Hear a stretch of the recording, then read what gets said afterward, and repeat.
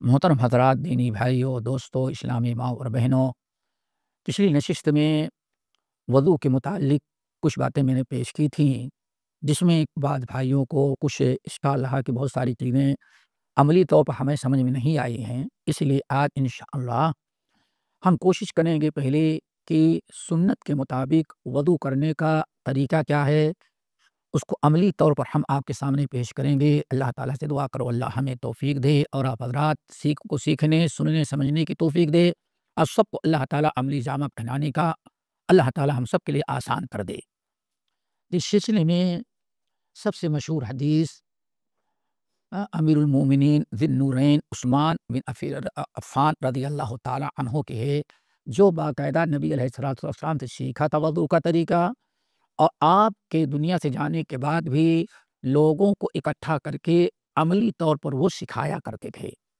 تو آج انشاءاللہ ہم شروع کرتے ہیں وضو کا طریقہ۔ وضو کے طریقے میں دوستو سب سے پہلے نیت ضروری ہے۔ نیت ضروری ہے۔ انما الاعمال بالنیات، سارے عملوں کا دار و مدار اللہ نے نیت پر رکھا ہے، یعنی آپ کی وضو کرنے کی نیت ہو، ارادہ اور قصد ہو۔ زبان سے کچھ پڑھنے کی ضرورت نہیں، بس انما الاعمال، دل میں ارادہ ہو کہ ہم وضو کر رہے ہیں، اور اس وقت اتنا ضروری ہے۔ بغیر نیت کے وضو نہیں ہوتا۔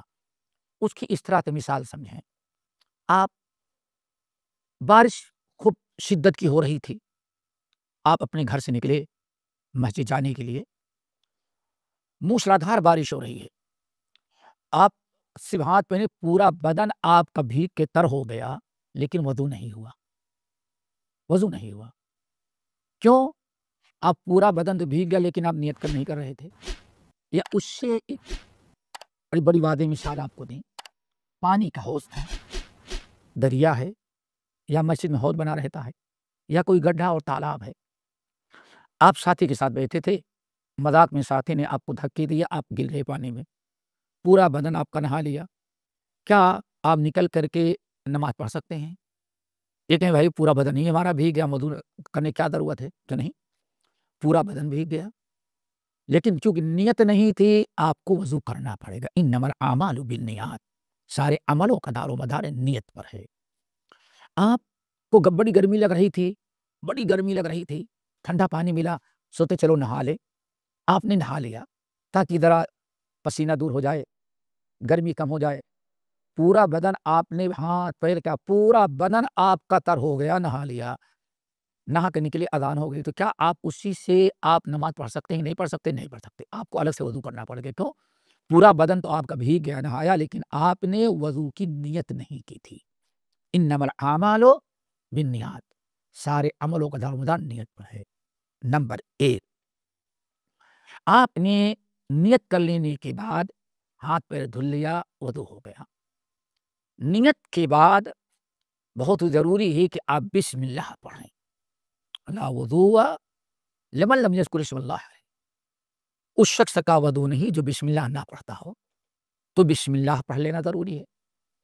پہلے نیت ہو، نیت کے بعد جب وضو کرنے لگے تو آپ بسم اللہ پڑھیں۔ اہل علم کی ایک بڑی جماعت ہے جو ان احادیث کی روشنی میں کہتے ہیں بسم اللہ پڑھنا ضروری ہے، فرض ہے، بغیر بسم اللہ کے وضو نہیں ہوگا۔ چاہے پورا بسم اللہ الرحمن الرحیم پڑھیں، صرف بسم اللہ پڑھ لے جب بھی فرید ادا ہو گیا۔ بعض اہل علم کہتے ہیں سنت ہے، لیکن بہرحال بسم اللہ پڑھنا ہر ایک کے ہاں ضروری ہے۔ کسی نے واجب و فرض قرار دیا اور کسی نے اس کو سنت قرار دیا، لیکن وضو کرنا ہر ایک کے ہاں ضروری ہے۔ اس کے بعد جب آپ نے 2 عمل کر لیا، نیت کر لیا، بسم اللہ پڑھ لیا، تو عثمان بن عفان رضی اللہ تعالیٰ عنہ بیان کرتے کہ نبی علیہ السلام نے فَأَفْرَغَ عَلَى يَدَيْهِ ثَلَاثًا فَغَسَلَهُمَا، پھر آپ نے 3 مرتبہ اپنے ہاتھ پر پانی ڈالا۔ ہاتھ سے مراد یہاں یہ دونوں ہے، کف، جس کو کف کہا جاتا ہے، یہ پورا اس کو ید کہا جاتا ہے، ید، اور صرف اتنا ہے تو اس کو کہا جاتا ہے کف، ہتھیلی۔ 3 مرتبہ نبی علیہ السلام نے اپنے پانی لے کر کے اپنے ہاتھوں کو اس طرح سے مرا، یہ ہے۔ پھر صرف ہتھیلی کو اس طرح سے رگڑ لینا، مل لینا پانی کے ساتھ کافی نہیں ہے، بلکہ نبی علیہ السلام نے فرمایا خلل بین اصابع، صرف ہاتھ 3 مرتبہ ایسے ہاتھ پانی مل لینا کافی نہیں ہے، بلکہ اللہ کے نے ضروری قرار دیا کہ خلال کیا جائے۔ خلال کہتے ہیں 2 چیزوں کے درمیان داخل ہو جانا یا داخل کرنا خلال کہتے ہیں۔ تو انگلیوں کے درمیان خلال آپ چاہے ایسے کر لیں یا اس طرح سے، اوپر سے نہیں بلکہ ادھر سے کریں، ادھر سے زیادہ آسان ہے۔ یہ آپ نے کر لیا دیکھیں، یا آپ نے خلال، اس کو خلال کہتے ہیں، یہ ضروری ہے۔ ہاتھ جب کہا گیا کہ نبی علیہ السلام ہاتھ دھلے، تو ہاتھ دھلنے میں اس کو گیلا کرنا بھی ہے، دھلنا بھی ہے، اور ساتھ ساتھ میں انگلیوں کا خلال بھی کرنا ہے۔ بہتر تو یہ ہے کہ اگر آپ کے پاس ٹائم ہے تو اس انگلی سے ایسے کنارے، نہیں تو کم سے کم اس طرح سے کر لیں تاکہ بیچ میں کوئی جگہ خشک نہ رہ جائے۔ بسا اوقات کچھ لوگ ایسے ہوتے ہیں ان کی انگلیاں بہت سٹی ہوتی ہیں، پانی اگر جلد اوپر سے ڈال لیا گیا تو اندر نہیں پہنچتا، اور پورے یہاں سے لے کر کے یہاں تک کا میل کچیل جو ہوتا ہے آ کر کے یہیں جمع ہوتا ہے۔ یہ یاد رکھیے گی، یہاں پانی پہنچانا ضروری ہے، خلال۔ تو یہ تیسرا عمل ہے، ہاتھ دھلنا کف تک، کف اس کو کہتے ہیں کف، کف تک ہاتھ دھلے اور انگلیوں کا خلال کیا گیا، یہ ضروری ہے۔ پھر خلال کے بعد، خلال کر لینے کے بعد نبی علیہ السلام نے ثم تمضمض، پھر آپ نے پانی لی اور تمضمض کیا۔ تمضمض کلی کرنا، کلی کرنا۔ بسا اوقات لوگ پانی ڈالتے گئے لیکن کلی تمضمضہ یہ نہیں ہوتا۔ مضمضہ کہتے ہیں پانی منہ میں لے کر کے آپ نے خوب اچھی طرح منہ میں پانی بھر گیا تو آپ اس کو خوب شدت کے ساتھ، قوت کے ساتھ پانی کو حرکت دیں، حرکت دیں۔ جب آپ کو اندازہ لگ جائے کہ ہاں دانت میں یا زبان میں یا داڑھ میں پھنسی ہوئی چیزیں جو ہے وہ نکل جائیں گے، تب آپ پانی کلی کر دیں۔ اس طرح سے آپ 3 مرتبہ کریں، 1 مرتبہ فرض ہے لیکن 3 مرتبہ سنت ہے۔ ثم تمضمض ثلاثا، نبی علیہ السلام نے مضمضہ کیا، یعنی منہ میں پانی لے کر کے خوب زور سے آپ نے ہلایا اور پھر اس کو کر کے پانی گرا دیا 3 مرتبہ۔ بہت سارے لوگ بڑی جلدی کرتے، یہ وضو میں نقص ہے۔ آپ عبادت کر رہے ہیں، اچھی طرح سے اطمینان کے ساتھ پانی لیں، خوب منہ میں ہلائیں، اور جب یقین ہو جائے کہ ہاں دانتوں میں یا جبڑی میں پھنسی ہوئی چیزیں نکل گئیں تو آپ کلی کریں، پانی تھوک دیں۔ اس طرح سے 3 مرتبہ کریں۔ پھر نمبر 5، مضمضہ کے بعد استنشقا، استنشقا، استنشقا کہتے ہیں استنشاق، ناک میں پانی لینا، ناک میں 3 مرتبہ۔ کچھ لوگ بس پانی ایسے لیتے جاتے ہیں، نہیں، یہ کافی نہیں ہے، وہ تو پانی آپ ٹچ کر رہے ہیں، ایسے لے جائیں اور اس طرح سے آپ کھینچیں تاکہ پانی اوپر تک جائے۔ اگر روزے سے ہیں تو ذرا احتیاط کریں، اور روزے نہیں ہے تو بالغ فی الاستنشاق، اللہ سبحانہ خوب زور سے کھینچو، آپ زور سے پانی کھینچیں، پھر اس کے بعد اس کو پانی چھڑک دیں، اس کو کہا جاتا ہے استنشاق۔ اور اگر کبھی آپ کے ناک میں زکام وغیرہ کی وجہ سے کچھ گلا دت چپک گئی نہیں ہے تو آپ بائیں ہاتھ کے اس انگلی سے ڈال کر کے اس کو اچھی طرح سے صاف کر لیں، صاف کر لیں تاکہ کہیں ایسا نہ ہو آپ نماز میں کھڑے ہوں تو ناک میں آپ کی الجھن تو نماز کے اندر آپ کو ڈالنا پڑے، بولے نہیں۔ اس لیے آپ بہتر ہے کہ انگلی ڈال کر خوب اچھی طرح سے صاف کر لیں 3 مرتبہ، اس کو کہا جاتا ہے استنشاق۔ مضمضہ ہو گیا، استنشاق۔ جب آپ نے اتنا کر لیا تو نمبر 6 ثم غسل وجهه ثلاثا، پھر اپنے چہرے کو 3 مرتبہ دھلا، پانی لیا اور اس طرح سے یہ پورا چہرہ کیا ہے، یہ پیشانی یہ لے کر کے یہ پورا حصہ، اس کو کہا جاتا ہے وجہ۔ داڑھی بھی وجہ میں ہے، داڑھی وجہ میں ہے۔ آپ نے 3 مرتبہ آپ پانی لیں اور یہاں سے لے کر کے یہ پورے چہرے تک یہ اس پورے حصے کو دھل لیں، 3 مرتبہ ہونا چاہیے۔ اور صرف پانی ڈالنے کرنا کافی نہیں ہے بلکہ ساتھ میں اپنے ہاتھوں سے رگڑ لیں تاکہ کہیں کچھ میل کچیل رہ گئی ہے، دھول مٹی تو صاف ہو جائے، آپ صاف کر لیں، یہ 3 مرتبہ آپ کریں۔ اگر انسان بڑا ہے، داڑھی ہے، تو نبی علیہ السلام نے داڑھی کو خلال کیا ہے، داڑھی کو خلال کیا ہے، یعنی اس طرح سے 3 کا خلال ہے، ہاتھ پیر کی انگلیوں کا اور داڑھی کا. داڑھی کا خلال کیسے کریں؟ بعض روایتوں میں آیا، یہ بڑی تاکید ہے کہ جبرائیل امین آئی اور نبی علیہ السلام کو بتایا وسلم آپ داڑھی میں خلال کریں، پانی ایسے لے لیں اور بہتر ہے اس طرح سے آپ کر لیں. کوئی ضروری نہیں کہ جڑ تک پانی پہنچے. کیوں؟ ماشاءاللہ نبی علیہ السلام کی داڑھی مبارک بھری تھی. جب آپ بیٹھتے تھے تو پورا سینہ آپ کا داڑھی سے بھر جاتا تھا، گھنی خوبصورت، انسان دیکھتا رہ جائے. تو داڑھی کا خلال تو آپ کرتے تھے، لیکن کیسے کرتے تھے؟ حدیث کے اندر آتا ہے کہ آپ پانی لیتے گیلا اور اس طرح سے کر لیتے. لازمی چیز ہے، اس طرح سے کر لینے میں ایک مرتبہ میں پوری داڑھی گیلی نہیں ہو جائے گی، لیکن ایک سنت ہے آپ نے اسے کر لیا. اللہ لا یکلف اللہ نفسا الا وسعها، داڑھی کا خلال ہو جائے. کوشش کریں اس طرح سے لے جائے، اور یہ حصہ جو ہے آپ پانی ڈالیں گے تو انشاءاللہ پانی پہنچ ہی جاتا ہے. زیادہ معاملہ اس کا ہوتا ہے، اس حصے کا. تو نبی علیہ السلام نے اس طرح سے کر لیا. یہ آپ کا چہرہ ہو گیا، آپ کا چہرہ ہو گیا اور داڑھی کے ساتھ. اس کے بعد نمبر 7 آپ ثم غسل یدہ الیمنی الی المرفق، پھر نبی علیہ السلام ہاتھوں کو دھلتے. فاغسلوا وجوہکم وایدیکم، پھر نبی علیہ السلام اپنے اللہ نے حکم دیا اپنے ہاتھوں کو دھولا. نبی علیہ السلام نے 3 مرتبہ اپنے ہاتھ کو دھولا. اب ہاتھ یہ تو دھل چکے ہیں، یہاں سے لے کر یہ حصہ جو ہے الی المرافق، یہ کوہنی جو ہے، کوہنی دھلنا چاہیے، یعنی کوہنی کے اوپر تک، کم سے کم یہاں تک آئے. یہ کوہنی جہاں تک ہوتی، کوہنی سمیت 3 مرتبہ دھولیں. یاد رکھیں، یہ بہت زیادہ پورا یہاں تک لے جانے کی ضرورت نہیں، غلو نہیں کرنا ہے، وہ فرض ادا ہو جائے گا. آپ یہاں سے لیں اور یہ کوہنی جو ہے پوری کوہنی سفید، لیکن صرف پانی ڈال لینا کافی نہیں ہے. یاد رکھیں، بہت سارے لوگ آج کل نل ہے، نل کی اس پانی نہیں. نبی علیہ السلام دلک کرتے تھے. دلک آج یہاں عرب میں بہت ایک مثال ہے، کہتے ہیں تدلیک کا سینٹر ہے. تدلیک، دلک تدلیک کیا کہتے ہیں؟ مالش سینٹر جو ہوتا ہے مساج کا، اس کو کہتے ہیں دلک عربی زبان میں. تدلیک سینٹر یعنی مساج کا سینٹر، مالش کرنا. تو دلک کہتے ہیں رگڑنے کو. تو نبی علیہ السلام پانی سے نہیں پھینک لیتے تھے، بلکہ آپ اس طرح سے دلک کرتے تھے، رگڑتے تھے. سبحان اللہ. جب آپ 3 مرتبہ ایسے کرتے تھے، اس کا مطلب کوئی گندگی، کوئی میل کچیل بدن پر رہ نہیں جاتا. یہ دلک ہے. اس لیے کہا جاتا ہے، یہ دنیا پروپیگنڈا کرتے مسلمان بڑے گندے ہوتے ہوتے. ارے گندے تو وہ کم وقت ہو جو استنجا بھی نہیں کرتے، وہ پرفیوم مار کر کے خوشبو چمکنے لگے، وہ تو گند، ان سے بدبو آتی ہے. اصل میں صفائی تو مسلمان کرتا ہے.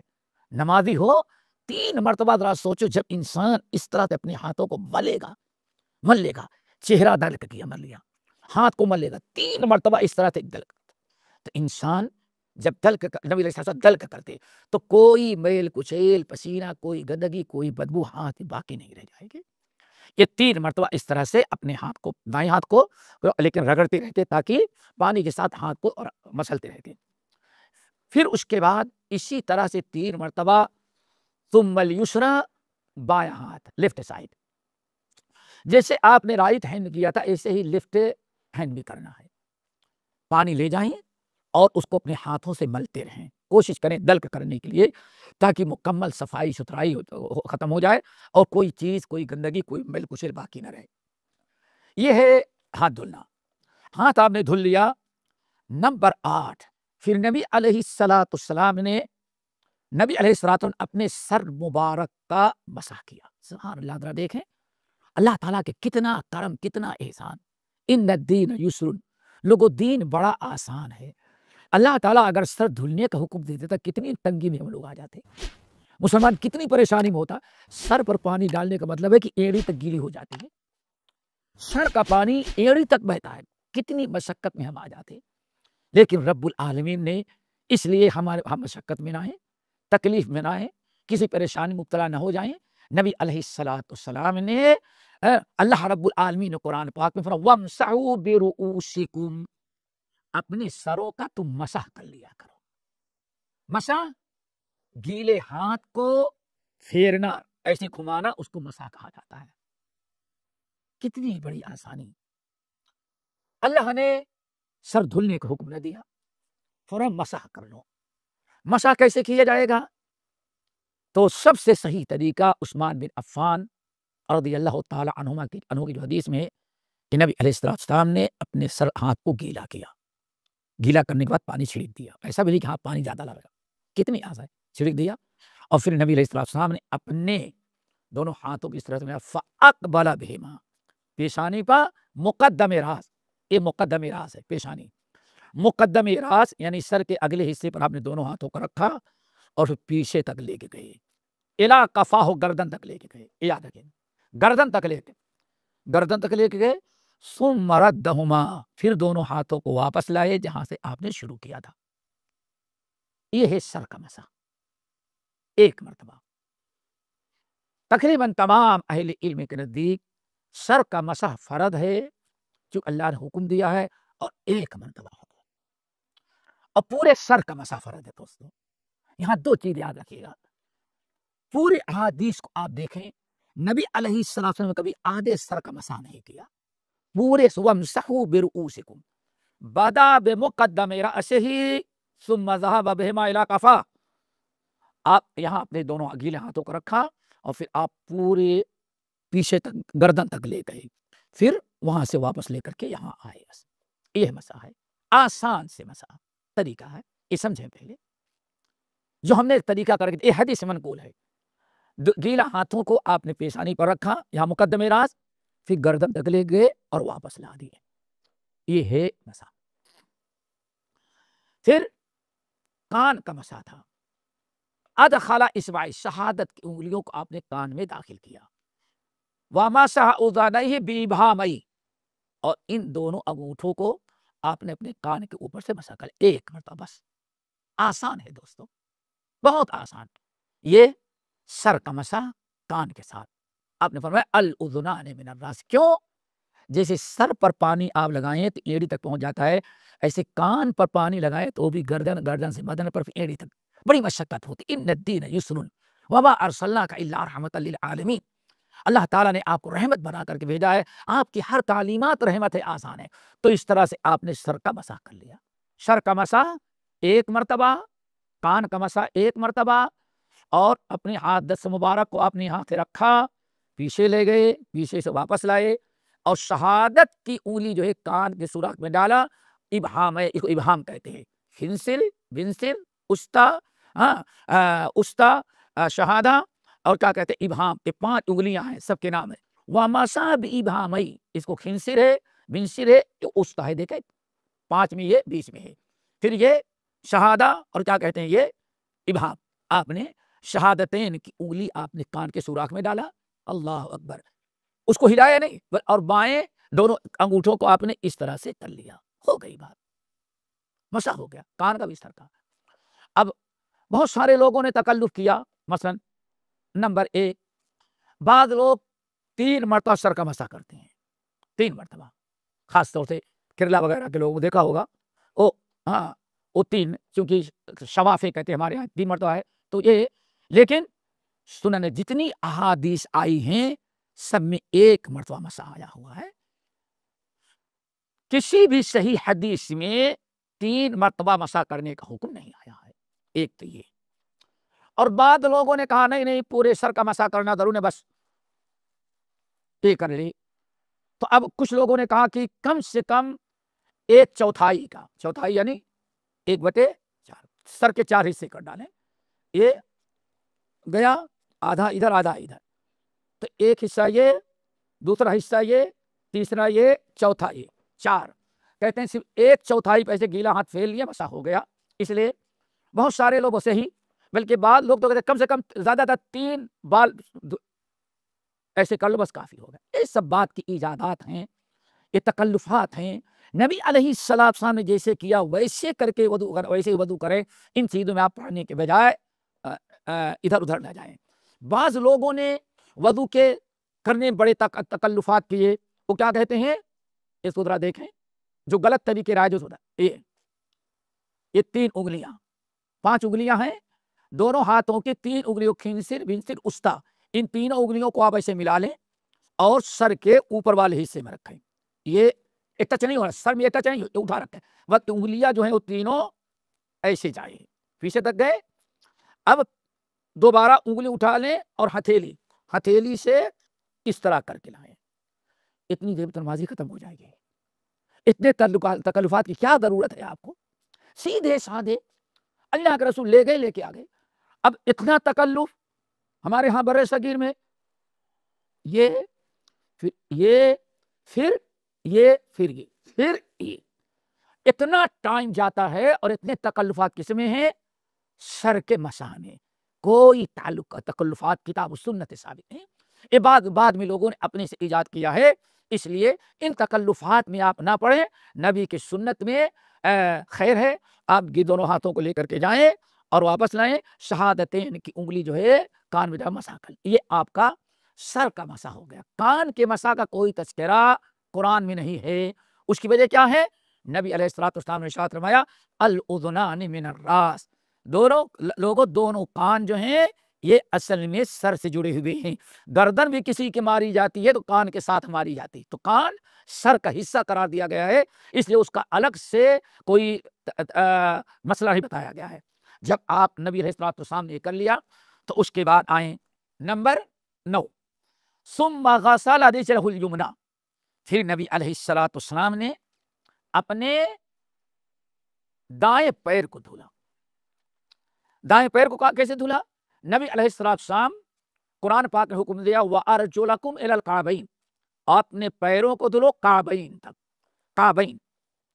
کعبین یہ دونوں ہڈیاں جو ہیں دائیں بائیں ان کو کعب کہا جاتا ہے.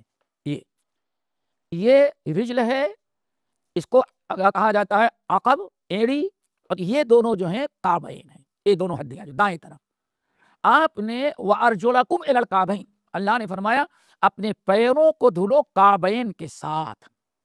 کعبین کے ساتھ یہ ذرا آپ حضرات یاد رکھیں کہ پیر جب دھلیں دونوں ٹخنے جو ہیں گھٹنے نہیں، ایک گھٹنا ہے اور ایک جو ہے وہ ٹخنا، یہ ہے ساق عربی میں. تو اللہ نے فرمایا وَأَرْجُلَكُمْ إِلَى الْكَعْبَيْنِ، یعنی یہاں تک دھلنا ضروری ہے، جہاں تک اتنا دھلیں کہ ایڑی کے ساتھ ساتھ یہ دونوں ٹخنے جو ہیں یہ دھلنے میں آ جائے. کم سے کم یہاں تک دھلنا چاہیے، یہ آپ کو دھلنا ہے. لیکن صرف پانی نہیں، پھر وہیں لوگ آج نل چھوڑ دیتے ہیں اور پیر لمبا کر دیے، ماشاءاللہ وہ بھی پانی فری کا ہے اس لیے خوب دیر تک لمبے ٹھنڈے کر رہے ہیں. اللہ تعالیٰ نہیں، دلک ہونا چاہیے. دو چیزیں، نمبر 1 پیر میں بھی دلک ہو، نمبر 3 دلک ہو اور انگلیوں کا خلال بھی ہو. یہ پیر کی انگلیوں کا خلال ہاتھ کی انگلیوں سے زیادہ خطرناک پیر کی انگلیاں ہوتی ہیں. ہاتھ کی انگلیاں کچھ پھیلی ہوتی ہیں، پیر کی انگلیاں جو ہے بالکل سٹی رہتی ہیں. تو دونوں انگلیوں کے درمیان ممکن ہے ایسے ہی لمبا کر دیا اور پانی گر رہا ہے نل میں تو ہو سکتا ہے پانی وہاں تک نہ پہنچے. تو اسی لیے نبی علیہ الصلوۃ والسلام انگلیوں کی آپ نے وخلل بین الاصابع، وخلل بین الاصابع، اللہ سے فرمایا انگلیوں کے درمیان خلال کرو. خلال جس طرح سے دو دانتوں کے درمیان کوئی چیز پھنسی ہے لکڑی سے نکالتے اس کو کہا جاتا خلال، ایسے ہی دو انگلیوں کے درمیان پسینہ ہے، میل کچیل ہے، دھول مٹی ہے، اس کو آپ کیا کریں وضو کرتے وقت اس کو جو ہے انگلیوں سے خلال کر لیں تاکہ کوئی نہ خشک رہ جائے اور نہ میل کچیل. کبھی ایسا بھی ہوتا ہے دیہات میں یا یہاں بیچارے محنت مزدوری جو کرتے ہیں کچے میں چلتے ہیں یا بیچارے جو مزدور ٹائپ کے ہیں اور جوتا بھی پہن لیتے ہیں تو دھول مٹی پسینہ سب یہاں جم جاتا ہے. کبھی تو بدبو بھی آنے لگتی ہے، بدبو بھی آتی ہے. نماز مسجد میں جائیں گے تو بدبو آئے. تو اس لیے آپ اچھی طرح سے خلال کریں. ایسا نہیں کہ پانی ڈال لینا، پانی بھی ڈالنا ہے اور دو کام اور کرنا ہے. ایک تو پانی کے ساتھ پیر کو رگڑنا ہے تاکہ کوئی دھول مٹی نہ رہ جائے، میل کچیل باقی نہ رہ جائے. اور نمبر 2 انگلیوں کا خلال کرنا. خلال یہ ہے، اور اپنے پیروں کو یہاں رکھنے تک. جب آپ اس طرح سے اللہ سے دایاں پیر، پھر آپ نے اسی طرح سے بایاں پیر جو تھا آپ نے اس کو بھی 3 مرتبہ ایسے ہی کیا. ہو گئی ہے. یہ وضو کا آخری حصہ تھا. یہ آخری حصہ تھا. جب آپ اس طرح سے دھلیں گے اور بال ملائیں گے تو ایڑی اس میں برابر آ جاتی ہے. کیوں؟ بسا اوقات انسان جلد بازی کرتا ہے اور ایڑیوں میں پانی نہیں پہنچتا. خصوصاً محنت مزدوری کرنے والے لوگ، دھول مٹی میں پانی کبھی نہیں پہنچتا تو بہت بڑی وعید آئی ہے۔ نبی علیہ السلام ایک مرتبہ آپ نے دیکھا کہ لوگوں نے وضو کیا ہے لیکن پیچھے پانی ایڑیوں میں نہیں پہنچا ہے، تو آپ نے دیکھ لیا، فرمایا وَيْلٌ لِّلْعَقَابِ مِنَ النَّارِ وَيْلٌ لِّلْعَقَابِ مِنَ النَّارِ وَيْلٌ لِّلْعَقَابِ مِنَ النَّارِ۔ ان ایڑیوں کے لیے جہنم کی آگ ہو، ان ایڑیوں کے لیے جہنم کی آگ ہو جو وضو میں پانی نہیں پہنچایا جاتا، جو دھلی نہیں جاتی، جو خشک رہ جاتے ہیں۔ وضو کرتے ہیں لیکن ایڑیاں خشک رہ گئی تو روزے نماز ساری پابندی کے باوجود بھی ایڑیاں جہنم میں جلائے جائیں گے۔ تو خاص کر ایڑیوں کا خاص اہتمام کرنا چاہیے اور خاص خیال رکھنا چاہیے۔ پھر نبی علیہ السلام نے اس طرح سے وضو مکمل کیا۔ عثمان بن عفان رضی اللہ تعالی عنہ اس طرح سے وضو کا طریقہ برابر لوگوں کو سکھلاتے تھے۔ اگر اتنا آپ نے کر لیا تو انشاءاللہ آپ کا وضو مکمل ہوگا سنت کے مطابق۔ پھر نمبر 11، دو چیزیں اور یاد رکھو دوستو، دو تین چیزیں اور یاد رکھو۔ نمبر 11، نبی علیہ السلام نے اس طرح سے وضو کر لینے کے بعد آپ نے بڑی عجیب سے کچھ باتیں بیان کی، وہ بیان کر دینا ضروری ہے۔ نمبر 1، آپ نے فرمایا من توضأ نحو وضوء ھذا، اللہ اکبر، دیکھو، من توضأ نحو وضوء ھذا، جس امتی نے وضو کیا جیسے میں نے یہ وضو کر کے دکھایا، اللہ اکبر۔ پتہ چل گیا صرف ہم ہاتھ پیر دھلنے وضو کے مکلف نہیں ہے دوستو، سمجھیے۔ نبی علیہ السلام کا وضو کا طریقہ سکھا دینے کے بعد یہ فرمانا لوگو، من توضأ نحو وضوء ھذا، جس شخص نے وضو ویسے کیا جیسے میں نے ابھی سکھلایا تم کو۔ کتنی بڑی شرط ہے، من توضأ نحو وضوء ھذا، جس شخص نے وضو کیا ویسے جیسے کہ میں نے کر کے دکھایا۔ دوستو پتہ چل گیا کہ ہر عمل شریعت کا ہمارا اسی وقت قابل قبول ہے جبکہ اس وقت عمل کے کرنے میں نبی کا طریقہ اپنایا جائے، آزاد نہیں۔ کچھ لوگ ارے بھائی جی کر لیا جیسے کیا قبول کرنے والا اللہ ہے، نہیں، اللہ تعالیٰ قبول کرے گا وہی عمل جو اللہ کے نبی کے بتائے ہوئے طریقے کے مطابق ہوگا۔ من توضأ نحو وضوء ھذا، جس شخص نے وضو کیا جیسے میں نے وضو کر کے دکھایا، میرے اس وضو کے مطابق جس نے وضو کیا، پھر وضو کر کے فارغ ہو ثم یصلی رکعتین، پھر 2 رکعت نماز پڑھ لیا، جس کو سنت کہا جاتا ہے۔ دعا کرو اللہ ہم سب کو نصیب فرمائے۔ دیکھو کتنی فضیلت، من توضأ نحو وضوء ھذا، جس شخص نے وضو کیا میرے اس وضو کے مانند جیسے میں نے وضو کیا ہے، جس نے ایسا وضو کیا سنت کے مطابق، ثم یصلی رکعتین لا یحدث نفسہ فیہما بالشیء، پھر وضو سے فارغ ہونے کے بعد 2 رکعت نماز تحیۃ الوضو پڑھ لیا۔ ہو سکتا ہے آپ نے وضو کیا، ابھی بہت باقی ہے، ابھی اذان بھی نہیں ہوئی ہے، یا اذان ویسے ہی آپ نے وضو کیا، نماز کی نیت سے، وضو کی نیت سے، جو شخص 2 رکعت تحیۃ الوضو پڑھ لے، دیکھیں ایک سنت وضو سے جوڑ دیا، من توضأ نحو وضوء ھذا، جس نے میرے اس وضو کے مانند وضو کیا، ثم یصلی رکعتین، پھر اٹھ کھڑے ہو کر کے 2 رکعت اس نے نماز پڑھ لیا، لا یحدث نفسہ فیہما بالشیء، دل لگا کر کے نماز پڑھا، دل ادھر ادھر کسی اور چیز کے سوچنے میں مشغول نہیں ہے۔ کبھی انسان نیت بات کی کھڑا ہے لیکن دل نہیں ہے، نہیں، انسان خشوع خضوع کے ساتھ 2 رکعت نماز پڑھ لیا تو غفر لہ ما تقدم من ذنبہ، تو پچھلی زندگی کے سارے گناہ وضو اور 2 رکعت تحیۃ الوضو کی برکت سے پچھلی زندگی کے سارے گناہ اللہ معاف کر دیتے ہیں۔ دوستو یہ ہے اتباع سنت کا مقام، من توضأ نحو وضوء ھذا، جس نے وضو کیا اسی طرح جیسے میں نے وضو کر کے دکھایا، اس کے پچھلی زندگی کے سارے گناہ معاف ہو جاتے ہیں اگر 2 رکعت نماز نفل پڑھ لیتا۔ یہ تھوڑا متفق علیہ ہے۔ اور ایک روایت میں ہے، ایک دوسری روایت ہے، ما من مسلم यतवद्दउ, जब भी कोई मुसलमान कलमा गो वजू करता है और वजू खूब अच्छी तरीके से करता है, जैसे मैंने वजू करके दिखाया सुन्नत के मुताबिक ऐसे करता है, सुम्मा यकूम, फिर खड़े होकर के 2 रकात तहियतुल वजू पढ़ लेता है। 2 रकात तहियतुल वजू पढ़ लिया और मुक़बिलन अलैहिमा बिक़ल्बिही, तवज्जो के साथ दिल लगा करके खुशू खुदू के साथ 2 रकात पढ़ लिया। अल्लाह अकबर, वजबत लहुल जन्नह, इस वजू और 2 रकात तहियतुल वजू की बरकत से अल्लाह ने उसके ऊपर जन्नत को वाजिब करार दे दिया। इससे हमारे तमाम साथियों को जरा ख्याल रखना चाहिए। कोशिश करो अल्लाह हमको भी तौफीक दे, आप लोगों को भी।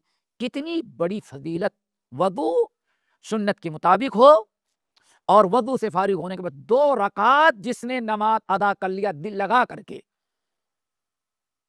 एक बशारत तो पहली हदीस में है कि पिछली जिंदगी के सारे गुनाह, और दूसरी बशारत इस हदीस में है वजबत लहुल जन्नह, अल्लाह ताला उसके लिए जन्नत को वाजिब करार दे देते हैं।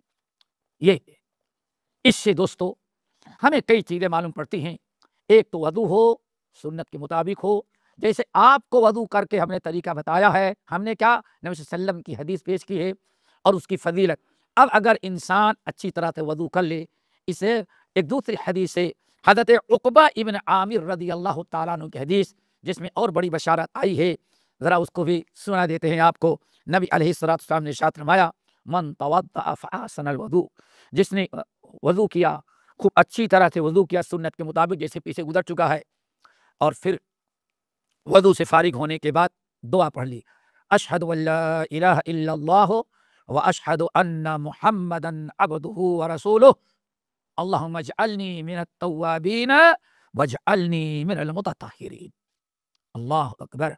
देखा आपने दोस्तों, कितनी बड़ी नेमत, कितनी बड़ी नेमत।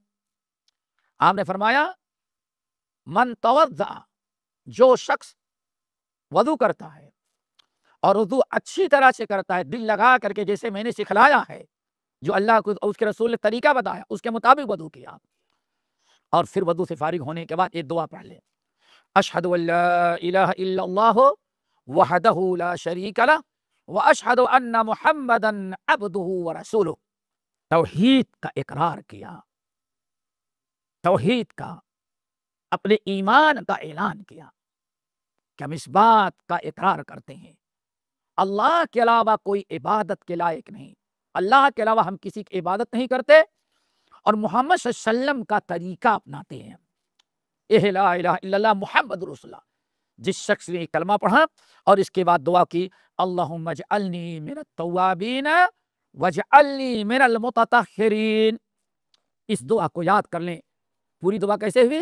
अशहदु अल्ला इलाहा इल्लल्लाह व अशहदु अन्ना मुहम्मदन अब्दुहु व रसूलुहु, अल्लाहुम्मा इजअलनी मिनत तव्वाबीन वजअलनी मिनल मुतत्तहिरीन। अल्लाह हमें तौबा करने वालों बना दे और उन लोगों में शामिल कर दे जो पाकीदगी पाक रहते हैं। अगर ये दुआ वजू के बाद ये दुआ पढ़ लिया, फुतिहत लहू समानियत अबवाब मिनल जन्नह, तो उसके लिए जन्नत के 8 दरवाजे खोल दिए जाएंगे। यदखुलु मिन अय्यहा शाअ, जिस जन्नत से दाखिल होना चाहे वो दाखिल हो जाए। दोस्तों ये वजू का तरीका है, और वजू के बाद के 2 बेहतरीन अमल, 2 बेहतरीन अमल। नंबर 1 तहियतुल वजू, 2 रकात नमाज दिल लगा के पढ़ें। नंबर 2 वजू से फारिग होने के बाद ये दुआ पढ़ ले। दुआ क्या है? अल्लाहुम्मा अशहदु अल्ला इलाहा इल्लल्लाह व अशहदु अन्ना मुहम्मदन अब्दुहु व रसूलुहु, अल्लाहुम्मा इजअलनी मिनत तव्वाबीन। कितनी प्यारी दुआ। जब आप वजू करके सुन्नत के मुताबिक वजू किए, मकसद है नमाज पढ़ें, आपकी नियत, आपका इरादा अल्लाह की इबादत फरीद अदा करने का है, और उस पर आपने वजू किया, शहादतैन का इकरार किया। अब 2 चीजें और आप मांग लें। 2 चीजें। नंबर 1, अल्लाह मुझे उन बंदों में शामिल कर देना जो खूब कसरत से तेरी तरफ रुजू करते, तौबा करते हैं। तौबा से इंसान के गुनाह माफ होते हैं, नामे आमाल पाक हो जाते हैं। वजअलनी मिनत तव्वाबीन, अल्लाह मुझे तौबा करने वालों में बना दे, जो खूब कसरत से तौबा करते हैं, तेरी तरफ रुजू करते हैं, چھوٹی موٹی جو بھی خطا ہوتی ہے فوراً تیرے سامنے رجوع کر، اللہ شیطان نے کروا دیا تو معاف کر دے، اس کو حالت توبہ۔ ایک تو ہے توبہ، نمبر 2 وجعلنی من المتطہرین، اللہ ہمیں پاک لوگوں میں شامل کر دے۔ یہ دعا پڑھنی چاہیے۔ اگر آپ نے دعا پڑھ لیا تو جنت کے 8 دروازے کھول دیے جاتے ہیں۔ تو یہ ایک وضو کا طریقہ، اور وضو کے بعد 2 محبوب عمل، ایک تو نماز، 2 رکعت نماز، اور نمبر 2 یہ دعا، اشہد ان لا الہ الا اللہ واشہد ان محمدا عبدہ ورسولہ اللہم اجعلنی من التوابین وجعلنی من المتطہرین۔ اس طرح سے آپ نے کیا تو آپ کا وضو مکمل ہو گیا، اور سارے جو فضائل وضو بیان کیے گئے ہیں آپ ان کے مستحق ہو جائیں گے۔ کہ مجھے یہ پوچھنا تھا کہ کئی میں نے سنا ہے کہ کلی کرنا اور کہ استنجا ایک ہی پانی سے کیا جا سکتا ہے۔ استنشاق، ہاں کر سکتی ہیں، وہ بھی ہے، جائز ہے۔ نبی علیہ السلام نے ایک ہی مرتبہ پانی لی اور ایک ہی سے کلی کیا، اور اسی سے نگ پانی ڈالا، لیکن اکثری عمل جو ہے آپ کا الگ الگ ہے، الگ الگ، وہ بھی جائز ہے، لیکن افضل یہ ہے کہ آپ ایک الگ الگ کریں، اس میں زیادہ ثواب پائیں گے۔ جی، استنشاق اور مضمضہ یعنی کلی اور ناک میں پانی ڈالنا، نبی علیہ السلام بعض روایتوں میں اللہ کے نبی لیتے آدھے سے کلی کر لیتے، آدھے ناک میں پانی ڈال لیتے، وہ بھی جائز ہے، لیکن اگر اتنا الگ الگ کریں گے تو اس میں زیادہ ثواب پائیں گے انشاءاللہ۔ عورتوں کے لیے اسپیشلی کیسے جس کے سمجھے کہ شولڈرز پہ کونہی ہاتھوں میں درد ہے وغیرہ، سر کا مسا اور پیروں کی انگلیوں کا کنار پہ، اور اگر نہیں کر سکتے تو سر کا مسا جیسے صرف ہم آدھا سر لی اور پیچھے لا لی، ایسے جائز نہ لیا۔ تو آپ تو خود ہی جواب دے رہی میری بہلی بہن۔ بہرحال اگر کوئی ایسی مجبوری آ گئی ہے، سمجھ گئے نا، کچھ ایسے ہے تو انشاءاللہ آپ کر لیں گے تو ہو جائے گا آپ کا وضو، لیکن کوشش یہی کریں تھوڑی سی مشقت تکلیف برداشت کر کے جو سنت کے مطابق ہے ویسے کر لیں، لیکن اگر کبھی پورا نہ کر سکے تو انشاءاللہ ہو جائے گا آپ کا وضو۔ شاید ایک بار مسا کرنے کا طریقہ پھر سے بتا دے، کیونکہ بچپن سے تو یہی دیکھتے ہیں آدھے سر کا مسا کرنا ہے، گدی کے پیچھے لے جانا ہے، 3 اوبی سے کرنا ہے، جو ہاتھ کی تلیٹھی ہے وہ نہیں سکنا ہے، تو مجھے تھوڑا سا پھر سے بتا دے پر مسا کا طریقہ۔ الحمدللہ اللہ آپ کو خیر دے، ہم بھی ویسے کرتے تھے میری بہن جیسے آپ کرتے ہیں، ہمارا بر صغیر تک ایسے ہی کرتا، سمجھ گئے نا، وہ اس طرح سے یہ لے گئے، پھر ایسے لوٹائے، پھر ایسے کیے، پھر الٹے ہاتھ کیا کرتے ہیں گردن کا مسا کرنا۔ میری بہن بعد میں لوگوں نے تکلفات پیدا کیے ہیں، حدیث میں نبی علیہ السلام سیدھا لے کے جاتے تھے اور ایسے لوٹا لیتے تھے، سیدھا جو ہم نے بتایا سنت یہی ہے، اسی پر آپ عمل کریں، اللہ تعالیٰ کو خیر دے، اچھا کیا آپ نے یاد دلا دیا، ہمارے یہاں وہی چلتا، ہم بھی ویسے ساری زندگی دن ایسا ہے نہیں، وہ ہے سنت یہ ہے جیسے میں نے کر کے دکھایا ہے آپ کو، بارک اللہ فیک۔ دیکھیں نبی علیہ السلام نے وضو میں اسراف سے منع کیا، یعنی پانی اتنا ہی استعمال کریں جتنے میں آپ اچھی طرح تو وضو کر سکتے ہیں، اسراف نہ کریں۔ نبی علیہ السلام کے زمانے میں وضو کا مسئلہ بڑا آسان تھا، آدمی ایک لوٹے میں یا ایک برتن میں یا پیالے میں پانی رکھتا تھا، اسی پانی کو لے کر کے ایسے اپنے آپ لگ لیتا تھا اور اپنے ہاتھ وغیرہ کو مسا کر لیتا تھا، پانی تھوڑا تھوڑا گراتا جاتا تھا، چلو سے لے کر کے اپنے ہاتھوں کے ایسے پیر پھیلے دیتا تھا، لیکن پورا گیلا کر لیتا تھا، پورا دھل لیتا تھا۔ اسی لیے نبی علیہ السلام نے بہت کم پانی کے اسراف کرنے سے منع کیا ہے، زیادہ پانی استعمال نہیں کرنا چاہیے، تو جتنے کم پانی میں آپ کر سکتے اتنا ہی کریں، لیکن اگر آپ کے ہاتھ میں ہے تب۔ لیکن مشکل کیا ہو گئی کہ آج پانی کی فراوانی اور جو نل کا معاملہ آ گیا ہے نا، اس سے بڑا اسراف ہو رہا ہے میری بہن، اور اس سے بچنا بہت مشکل ہے۔ انسان کھول دیتا ہے، پانی گر رہا ہے فراوانی کے ساتھ، اس میں پانی بہت ضائع جاتا ہے، لیکن انسان اس میں مجبور ہے، وہ بھی اگر آپ جیسے بچنا چاہتے ہیں پورا نل کھولنے کے بجائے تھوڑا سا کھولے، اتنا ہی کھولے جتنے میں آپ کا پانی اتنا گرا جس سے آپ اپنا اطمینان کے ساتھ اپنے ہاتھ اور پیر کو دھل سکیں، تو کوشش کریں تو آپ اسراف سے بچ جائیں گی۔ نبی علیہ السلام نے منع کیا، سمندر کے کنارے بھی بیٹھ کر کے آپ وضو کر رہے ہیں، وضو کرنے کے بعد سارا پانی اسی میں گر جا رہا ہے، وہاں بھی آپ نے فرمایا یہ ولہان شیطان وسوسہ دلاتا ہے، وہاں بھی پانی کو اسراف کرنے سے بچائیں، تو کوشش کریں جتنے کم سے کم پانی میں۔ نبی علیہ السلام 2 مد آیا ہوا ہے، 2 مد یعنی بس ہوتا کیا تھا، پانی لیے رکھا، کئی کم ہوتی تھے برتن میں رکھا، اسی کو چلی سے لے کر کے اس طرح سے مسلتے تھے، اور آج وہ زمانہ ختم ہو گیا، اس کے بعد ٹوٹی والا لوٹا آیا ہے نا، اب وہ بھر کر کے وہ کافی غنیمت ہے، اب وہ سب ختم ہو گیا، اب نل آ گیا، اب نل کھول دینے کے بعد بسا اوقات پانی بہ رہا ہے، آدمی اپنا سب مسا پانی ضائع جاتا ہے، کوشش سے کریں میری بہن کہ اسی نل کے سے آج کل آزادی نہیں، ایسے نل اس کو کھول دیں، پانی لیکن تھوڑا تھوڑا گرے جس میں آپ وضو کریں، اور اگر ایک عضو کے دھلنے کے بعد دوسرے میں اس کو بند کر دیں، پھر دوبارہ اس کو کھول کر کے دوسرا عضو دھل لیں، آپ انشاءاللہ اسراف سے بچ جائیں گی۔ لیکن مشکل کیا ہے کہ آج جیسے مسجدوں وغیرہ میں آ گیا ہے، ایسے تیزی کے ساتھ اتنا زیادہ پانی ضائع جاتا ہے کہ اللہ الامان والعافیت، اللہ تعالیٰ ہم سب کو محفوظ رکھے۔